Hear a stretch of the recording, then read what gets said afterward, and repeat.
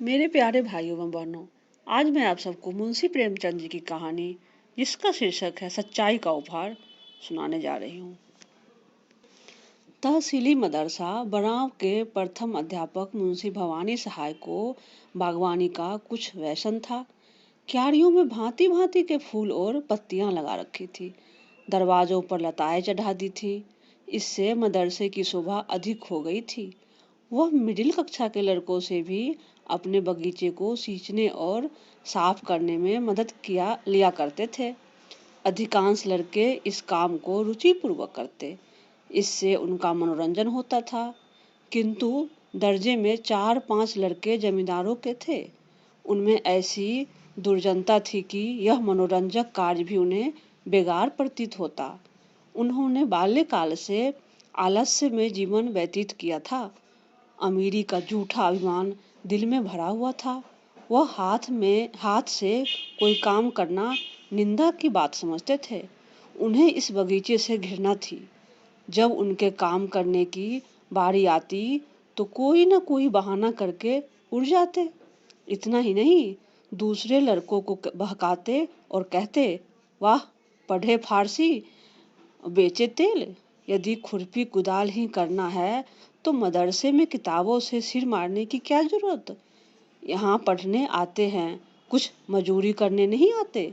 मुंशी जी इस अवज्ञा के लिए उन्हें कभी कभी दंड दे देते थे। इससे उनका द्वेष और भी बढ़ता था। अंत में यहाँ तक नौबत पहुंची कि एक दिन उन लड़कों ने सलाह करके उस पुष्प वाटिका को विध्वंस करने का निश्चय किया। 10 बजे मदरसा लगता था, किंतु उस दिन वह 8 बजे ही आ गए और बगीचे में घुसकर उसे उजाड़ने लगे। कहीं पौधे उखाड़ फेंके, कहीं क्यारियों को रौंद डाला, पानी की नालियां तोड़ डाली, क्यारियों की मेड़ें खोद डाली। मारे भय के छाती धड़क रही थी कि कहीं कोई देखता न हो। लेकिन एक छोटी सी फुलवारी को उजड़ते कितनी देर लगती है। 10 मिनट में हरा भरा बाग नष्ट हो गया। तब यह लड़के शीघ्रता से निकले, लेकिन दरवाजे तक आए थे कि उन्हें अपने सहपाठी की सूरत दिखाई दी। यह एक दुबला पतला, दरिद्र और चतुर लड़का था। उसका नाम बाज बहादुर था। बड़ा गंभीर, शांत लड़का था। उधम पार्टी के लड़के उससे जलते थे। उसे देखते ही उनका रक्त सूख गया। विश्वास हो गया कि इसने जरूर देख लिया। यह मुंशी जी से कहे बिना न रहेगा। बुरे फंसे, आज कुशल नहीं है। यह राक्षस इस समय यहाँ क्या करने आया था। आपस में इशारे करते हुए कि मिला लेना चाहिए। जगत सिंह उनका मुखिया था। आगे बढ़कर बोला, आज इतने सवेरे कैसे आ गए। हमने तो आज तुम लोगों के गले की फांसी छुड़ा दी। लाला बहुत दिक किया करते थे, यह करो वह करो, मगर यार देखो, कहीं मुंशी जी से जर मत देना, नहीं तो लेने के देने पड़ जाएंगे। जयराम ने कहा, कह क्या देंगे, अपने ही तो है। हमने जो कुछ किया है वह सबके लिए किया है, केवल अपनी ही भलाई के लिए नहीं। चलो यार, तुम्हें बाजार की सैर करा दे, मुंह मीठा करा दे। बाज बहादुर ने कहा, नहीं, मुझे आज घर पर पाठ याद करने का अवकाश नहीं मिला, यहीं बैठकर पढ़ूंगा। जगत सिंह, अच्छा, मुंशी जी से कहोगे तो ना। बाज बहादुर, मैं स्वयं कुछ न कहूंगा, लेकिन उन्होंने मुझसे पूछा तो। जगत सिंह, कह देना, मुझे नहीं मालूम। बाज बहादुर, यह झूठ मुझसे न बोला जाएगा। जयराम, अगर तुमने चुगली खाई और हमारे ऊपर मार पड़ी तो हम तुम्हें पीटे बिना नहीं छोड़ेंगे। बाज बहादुर, हमने कह दिया है कि चुगली न खाएंगे, लेकिन मुंशी जी ने पूछा तो झूठ भी न बोलेंगे। जयराम, तो हम तुम्हारी हड्डियां भी तोड़ देंगे। बाज बहादुर, इसका तुम्हें अधिकार है। 10 बजे जब मदरसा लगा और मुंशी भवानी सहाय ने बाग की यह दुर्दशा देखी तो क्रोध से आग हो गए। बाग उजड़ने का इतना खेद न था जितना लड़कों की शरारत का। यदि किसी सांड ने यह दुष्कृत किया होता तो यह केवल हाथ मलकर रह जाते, किंतु लड़कों के इस अत्याचार को सहन न कर सके। जो ही लड़के दर्ज में बैठ गए, वह तेवर बदले हुए आए और पूछा, यह बाग किसने उजाड़ा? कमरे में सन्नाटा छा गया। अपराधियों के चेहरे पर हवाइयां उड़ने लगी। मिडिल कक्षा के 25 विद्यार्थियों में कोई ऐसा न था जो इस घटना को न जानता हो, किंतु किसी में यह साहस न था कि उठकर साफ साफ कह दे। सबके सब सिर झुकाए मौन धारण किए बैठे थे। मुंशी जी का क्रोध और भी प्रचंड हुआ। चिल्लाकर बोले, मुझे विश्वास है कि यह तुम्ही लोगों में से किसी की शरारत है। जिसे मालूम हो स्पष्ट कह दे, नहीं तो मैं एक सिरे से पीटना शुरू करूंगा। फिर कोई यह न कहे कि इस निरपराध मारे गए। एक लड़का भी न बोला। वही सन्नाटा। मुंशी जी, देवी प्रसाद, तुम जानते हो? देवी, जी नहीं, मुझे कुछ नहीं मालूम। शिवदत्त, तुम जानते हो? जी नहीं, मुझे कुछ नहीं मालूम। बाज बहादुर, तुम कभी झूठ नहीं बोलते, तुम्हें मालूम है? बाज बहादुर खड़ा हो गया। उसके मुखमंडल पर वीरत्व का प्रकाश था, नेत्रों में साहस झलक रहा था। बोला, जी हाँ। मुंशी जी ने कहा, शाबाश। अपराधियों ने बाज बहादुर की ओर रक्तवर्ण आंखों से देखा और मन में कहा, अच्छा। भवानी सहाय बड़े धैर्यवान मनुष्य थे। यथाशक्ति लड़कों को यातना नहीं देते थे, किंतु ऐसी दुष्टता का दंड देने में वह लेश मात्र भी दया न दिखाते थे। छड़ी मंगाकर 5 अपराधियों को 10-10 छड़ियां लगाई। सारे दिन बेंच पर खड़ा रखा और चाल चलन के रजिस्टर में उनके नाम के सामने काले चिन्ह बना दिए। बाज बहादुर से शरारत पार्टी वाले लड़के यूं ही चला करते थे। आज उसकी सच्चाई के कारण उसके खून के प्यासे हो गए। यंत्रणा में सहानुभूति पैदा करने की शक्ति होती है। इस समय दर्ज के अधिकांश लड़के अपराधियों के मित्र हो रहे थे। उनमें षड्यंत्र रचा जाने लगा कि आज बाज बहादुर की खबर ली जाए। ऐसा मारो कि फिर मदरसे में मुंह न दिखाए। यह हमारे घर का भेदी है। दगाबाज बड़ा सच्चे की धूम बना है। आज इस सच्चाई का हाल मालूम हो जाएगा। बेचारे बाज बहादुर को इस गुप्त लीला की जरा भी खबर न थी। विद्रोहियों ने उसे अंधकार में रखने का पूरा यत्न किया था। छुट्टी होने के बाद बाज बहादुर घर की तरफ चला। रास्ते में एक अमरूद का बाग था। वहां जगत सिंह और जयराम कई लड़कों के साथ खड़े थे। बाज बहादुर चौंका, समझ गया कि यह लोग मुझे छेड़ने पर उतारू हैं, किंतु बचने का कोई उपाय न था। कुछ हिचकता हुआ आगे बढ़ा। जगत सिंह बोला, आओ लाला, बहुत राह दिखाई, आओ सच्चाई का इनाम लेते जाओ। बाज बहादुर, रास्ते से हट जाओ, मुझे जाने दो। जयराम, जरा सच्चाई का मजा तो चखते जाइए। बाज बहादुर, मैंने तुमसे कह दिया कि जब मेरा नाम लेकर पूछेंगे तो मैं कह दूंगा। जयराम, हमने भी तो कह दिया था कि तुम्हें इस काम का इनाम दिए बिना न छोड़ेंगे। यह कहते ही वह बाज बहादुर की तरफ घुसा तानकर बढ़ा। जगत सिंह ने उसके दोनों हाथ पकड़ने चाहे। जयराम का छोटा भाई शिवराम अमरूद की एक टहनी लेकर झपटा। शेष लड़के चारों तरफ से खड़े होकर तमाशा देखने लगे। यह रिजर्व सेना थी जो आवश्यकता पड़ने पर मित्र दल की सहायता के लिए तैयार थी। बाज बहादुर दुर्बल लड़का था। उसकी मरम्मत करने को वह 3 मजबूत लड़के काफी थे। सब लोग यही समझ रहे थे कि क्षण भर में यह तीनों उसे गिरा लेंगे। बाज बहादुर ने देखा कि शत्रुओं ने शस्त्र प्रहार करना शुरू कर दिया, तो उसने कनखियों से इधर उधर देखा। तब तेजी से झपटकर शिवराम के हाथ से अमरूद की टहनी छीन ली और 2 कदम पीछे हटकर टहनी ताने हुए बोला, तुम मुझे सच्चाई का इनाम या सजा देने वाले कौन होते हो? दोनों ओर से दांव पेच होने लगे। बाज बहादुर था तो कमजोर, पर अत्यंत चपल और सतर्क था। उस पर सत्य का विश्वास हृदय को और भी बलवान बनाए हुए था। सत्य चाहे सिर कटा दे, लेकिन कदम पीछे नहीं हटाता।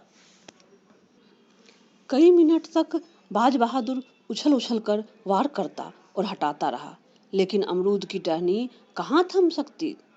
जरा देर में उसकी धज्जियां उड़ गई। जब तक उसके हाथ में वह हरी तलवार रही, कोई उसके निकट आने की हिम्मत न करता था। निहत्था होते पर भी वह ठोकरों और घूसों से जवाब देता रहा, मगर अंत में अधिक संख्या ने विजय पाई।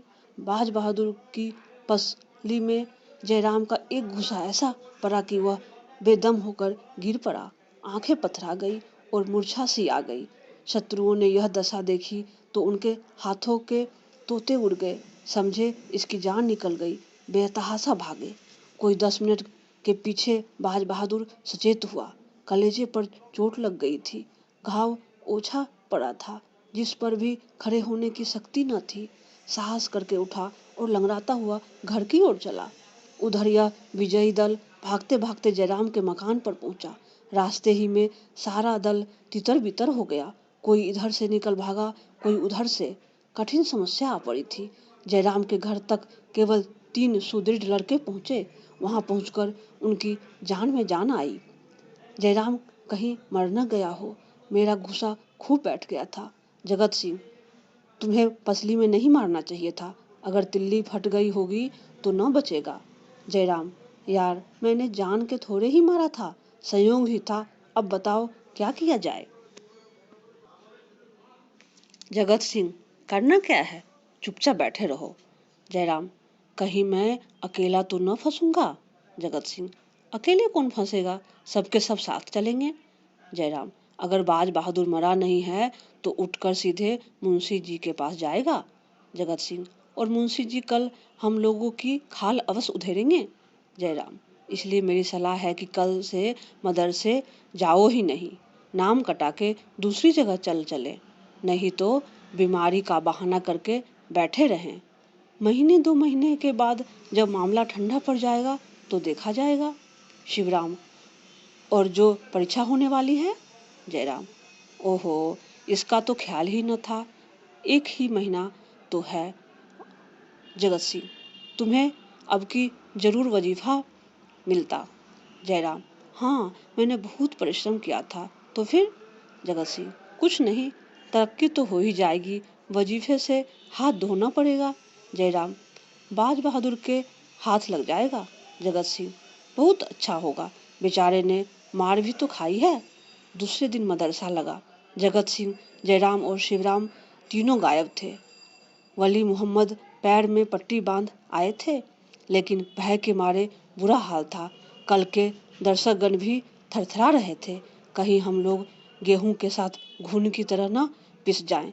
बाज बहादुर नियमानुसार अपने काम में लगा हुआ था। ऐसा मालूम होता था कि मानो उसे कल की बातें याद ही नहीं है, किसी से उनकी चर्चा न की। हाँ, आज वह अपने स्वभाव के प्रतिकूल कुछ प्रसन्नचित दिख पड़ता था। विशेषतः कल के योद्धाओं से वह अधिक हिला मिला हुआ था। वह चाहता था कि यह लोग मेरी ओर से निःशंक हो जाए। रात भर की विवेचना के पश्चात उसने यही निश्चय किया था, और आज जब संध्या समय वह घर चला तो उसे अपनी उदारता का फल मिल चुका था। उसके शत्रु लज्जित थे और उसकी प्रशंसा करते थे। मगर यह तीनों अपराधी दूसरे दिन भी न आए। तीसरे दिन भी उनका कोई पता न था। वह घर से मदरसे को चलते, लेकिन देहात की तरफ निकल जाते। वहां दिन भर किसी वृक्ष के नीचे बैठे रहते अथवा गुल्ली डंडे खेलते। शाम को घर चले जाते। उन्होंने यह पता लगा लिया था कि समर के अन्य सभी योद्धागण मदरसे आते हैं और मुंशी जी उनसे कुछ नहीं बोलते, किंतु चित्त से शंका दूर न होती थी। बाज बहादुर ने जरूर कहा होगा, इस हम लोगों के जाने की देर है। गए और बेभाव की पड़ी, यही सोचकर मदरसे आने का साहस न कर सकते थे। चौथे दिन प्रातःकाल तीनों अपराधी बैठे सोच रहे थे कि आज किधर चलना चाहिए। इतने में बाज बहादुर आता हुआ दिखाई दिया। इन लोगों को आश्चर्य तो हुआ, परंतु उसे अपने द्वार पर आते देखकर कुछ आशा बन गई। यह लोग अभी बोलने भी न पाए थे कि बाज बहादुर ने कहा, क्यों, तुम लोग मदरसे क्यों नहीं आते? 3 दिन से गैरहाजिरी हो रही है। जगत सिंह, मदरसे क्या जाएं, जान भारी पड़ी है। मुंशी जी एक हड्डी भी तो न छोड़ेंगे। बाज बहादुर, क्यों? वली मोहम्मद, दुर्गा सभी तो जाते हैं। मुंशी जी ने किसी से कुछ भी कहा? जयराम, तुमने उन लोगों को छोड़ दिया होगा, लेकिन हमें भला तुम क्यों छोड़ने लगे? तुमने एक एक की 3-3 जरी होगी। बाज बहादुर, आज मदरसे चलकर इसकी परीक्षा ही कर लो। जगत सिंह, यह झांसे रहने दीजिए, हमें पिटवाने की चाल है। बाज बहादुर, तो मैं कहीं भागा तो नहीं जाता? उस दिन सच्चाई की सजा दी थी, आज झूठ का इनाम देना। जयराम, सच कहते हो, तुमने शिकायत नहीं की? बाज बहादुर, शिकायत की कौन बात थी? तुमने मुझे मारा, मैंने तुम्हें मारा। अगर तुम्हारा गुस्सा न पड़ता तो मैं तुम लोगों को रणक्षेत्र से भगाकर दम लेता। आपस के झगड़ों की शिकायत करना मेरी आदत नहीं है। जगत सिंह, चलूँ तो यार, लेकिन विश्वास नहीं आता। तुम हमें झांसे दे रहे हो, कचूमर निकलवा लोगे। बाज बहादुर, तुम जानते हो झूठ बोलने की मेरी बाण नहीं है। यह शब्द बाज बहादुर ने ऐसी विस्मयोत्पादक रीति से कहे कि उन लोगों का भ्रम दूर हो गया। बाज बहादुर के चले जाने के पश्चात तीनों देर तक उसकी बातों की विवेचना करते रहे। अंत में यही निश्चय हुआ कि आज चलना चाहिए। ठीक 10 बजे तीनों मित्र मदरसे पहुंच गए, किंतु चित्त में आशंकित थे, चेहरे का रंग उड़ा हुआ था। मुंशी जी कमरे में आए। लड़कों ने खड़े होकर उनका स्वागत किया। उन्होंने तीनों की ओर तीव्र दृष्टि से देखकर केवल इतना कहा, तुम लोग 3 दिन से गैर हाजिर हो। देखो, दर्जे में जो इम्तिहानी सवाल हुए हैं उन्हें नकल कर लो, फिर पढ़ाने में मग्न हो गए। जब पानी पीने के लिए लड़कों को आधा घंटे का अवकाश मिला तो तीनों मित्र और उनके सहयोगी जमा होकर बातें करने लगे। जयराम, हम तो जान पर खेलकर मदरसे आए थे, मगर बाज बहादुर है बात का धनी। वली मोहम्मद, मुझे तो ऐसा मालूम होता है वह आदमी नहीं देवता है। यह आंखों देखी बात न होती तो मुझे कभी इस पर विश्वास न आता। जगत सिंह, भल मनसी इसी को कहते हैं। हमसे बड़ी भूल हुई कि उसके साथ ऐसा अन्याय किया। दुर्गा, चलो उससे क्षमा मांगे।